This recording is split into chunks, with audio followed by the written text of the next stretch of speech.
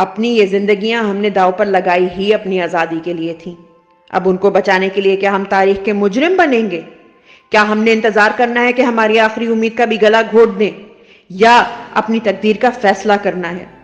ہم نے یہ فیصلہ کرنا ہے کہ یا تو ہم نے فردن فردن ان کے جبر کا نشانہ بننا ہے، اپنا لیڈر بھی گنوانا ہے اور اپنا ملک بھی، یا ایک بار یکجا ہو کر اپنی آزادی، اپنے لیڈر اور اپنی قوم کے لیے انصاف مانگنا ہے۔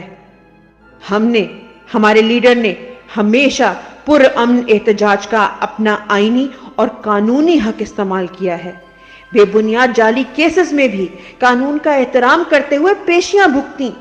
جواباً ہمیں غداری کے سرٹیفکیٹ ملے، قاتلانہ حملے ہوئے، گولیاں چلی، ہم پر شیلنگ ہوئی، ڈنڈے کھائے، غیر قانونی گرفتاریاں دی، ہمارے کارکنوں کی لاشیں گری۔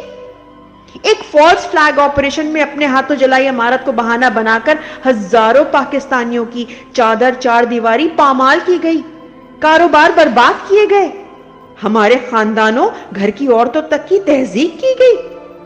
جو ہاتھ لگے انہیں حبس بیجا میں رکھ کے غیر انسانی سلوک کا نشانہ بنایا گیا۔ محب وطن پاکستانیوں کے ساتھ مہینوں سے عادی مجرموں سے بدتر سلوک کیا جا رہا ہے۔ نظام عدل کا یہ عالم ہے کہ ضمانتیں ہاتھ میں ہوں گی اور عدالت کے دروازے سے آپ کو اٹھا لیا جائے گا۔ ہم نے ہر ستم پر صبر کیا، اس امید پہ کہ جب بھی اس ملک میں آئین و قانون بحال ہوگا، یہ ثابت ہوگا کہ ہمارا اکلوتا جرم غلامی سے انکار تھا، اس امید پہ کہ جس دن عمران خان دوبارہ اس ملک کی باغ دوڑ سنبھالے گا، اس قوم کی تکلیفوں کا مداوع ہو جائے گا۔ مگر اب جب بات عمران خان کی ہی زندگی پر آ گئی ہے تو ہمیں صبر اور بزدلی کے فرق کو واضح کرنا ہوگا۔